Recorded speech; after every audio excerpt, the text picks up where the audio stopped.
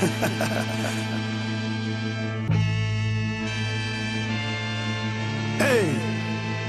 what up? How y'all feeling? I'm feeling good, you? I said, how y'all feeling? DJ Premier, I feel good. Radio to Atlanta, rawradio.com. Sonny Cheeba on the one. Book Avery's working on the video right now. I got the one and only DJ Premier officially from Gang Starr sitting with us. And I appreciate you showing up for the A3C Hip Hop Festival. You've been doing this for a couple of years. The first question that I wanted to ask you is in regard, because I know at this point right now where we are in our age, we have to have a full understanding of what's going on in this world. So with the government shutting down a couple of days ago, what was your take on that? How did you feel about that? I mean, I know as an artist and as a musician. I mean, it's just I guess just a cycle of how the world goes when we're not all doing the right thing to keep it better. You know what I'm saying? We're doing our part by keeping the music out. They're doing their part by claiming to, you know, make our planet more livable as a human race, which we know is not the case. But being that something like that happens, and being in tune, like you said, paying attention, you know, you have a lot of people who don't care about none of that as long as they're just having their regular day to get around and do what they got to do. But all this affects your life, and if you don't care about how your life is being affected until it's too late, and then all of a sudden you're wondering why, and we have the answers. And I'm already on Pluto, chilling over there, getting it on and still rocking, you know, in the free world. Right. You know, so I mean, at the end of the day, you know, it's not weird to me. Just like all these casualties with tornadoes and storms and disasters. Some of it is part of Mother Nature's work. The other one is karma and spiritual stuff that's just going to happen whether you believe in it or not. I believe in it.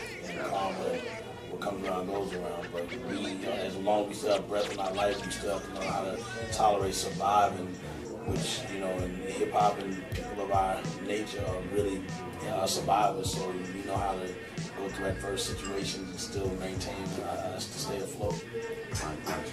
Another thing I want to ask you, because you know you guys at the Gang Starr, the movement has just been a staple in the hip hop community for over 20-some odd years.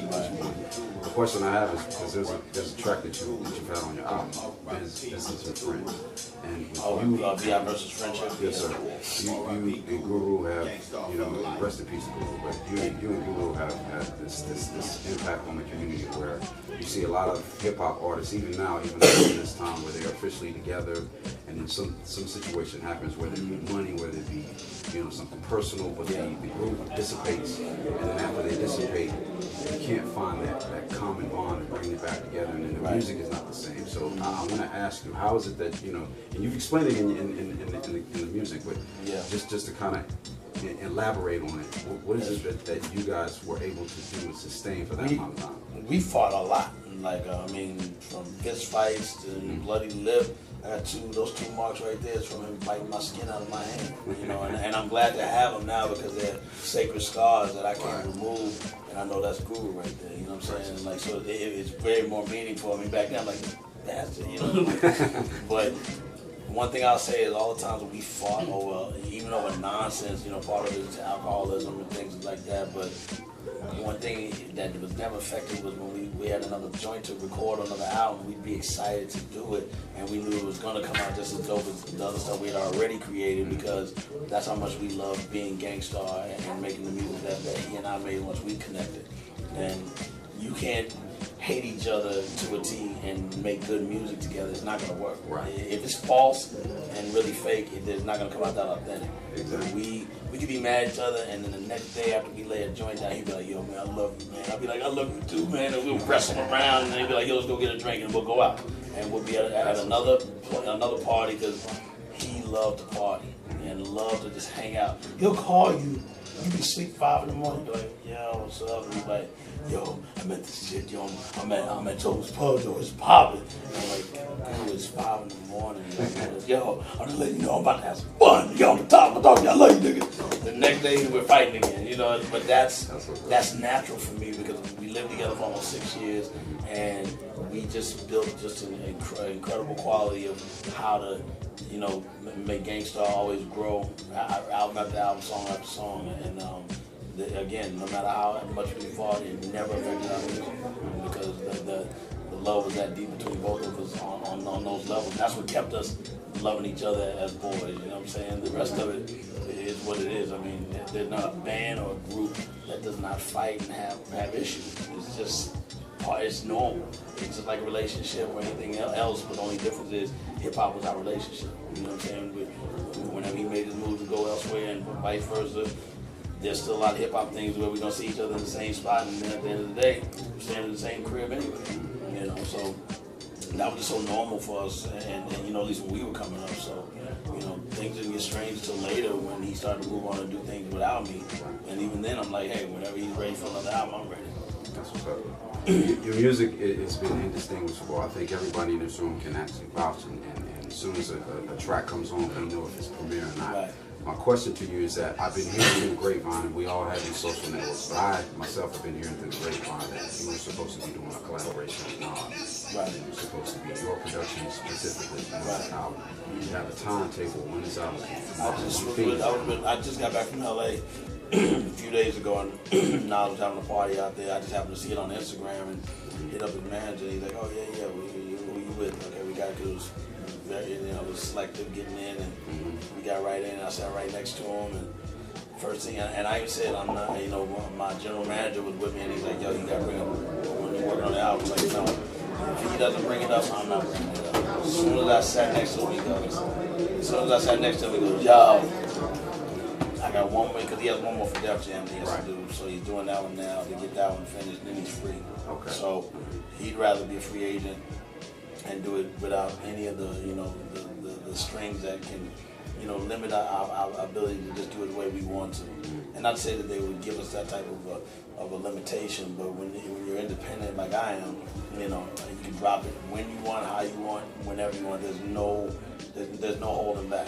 You know what I'm saying? That's the one advantage of being independent. You can put out whenever. You don't have to have a single nothing. Just you can just do whatever you want and have that freedom.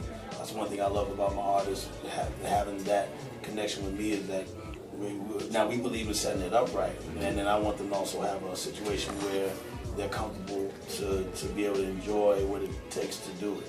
So, you know, at the end of the day, I had to straighten out just my business, which had diminished as far as all the years that I didn't take that as seriously as the music. Which the music you already know is taken seriously without. This year I turned into more of strictly business because the music is never going to be a problem. And now that I've tightened up my team and everything like that, I really see the rest of this year and next year finally being shining light. And you know, the music keeps coming out. You know, I do like stuff for Rhapsody, do stuff for Dynasty, do the Just Slaughterhouse record for their new album. That's going to be the first single. They did 2 for Busta Rhymes, so I'm still always do that. But to bring out your own label and your own artists and let them finally get there, they're like, it's a whole different way of approaching it. And I'm in that mode now where I finally said business, be business, and I feel the difference. Wow. It's an honor to be around you. Just the last couple of questions, and then we're going to wrap this up. Right. In regards to you continuously making music, even though, you know, Keith Alon has passed, and I notice now that when an album comes on the intro, you're the first person that an individual is here, specifically on Double Barrel album. Right. You know, I need to ask: is this something that you're looking forward to do now? Like, I know a lot of artists are coming to you now, and they're looking for your stamp of approval, in order for this thing to go forward. Yeah, with that, I was just a fan of what they had played me. You know, Torae and I and Skies would work together with Get It Done and with Click.